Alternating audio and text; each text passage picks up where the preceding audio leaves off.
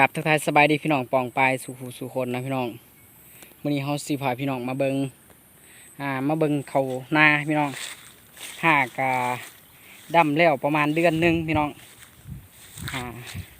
สภาพของเขากะประมาณนี้แหละพี่น้องเลย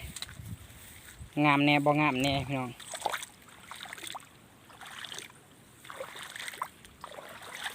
สิพาเลาะเบิงหน่อยพี่น้องเนาะเลาะเบิงทุ่งนาหลังจากที่เฮาดำแล้วประมาณเดือนหนึ่ง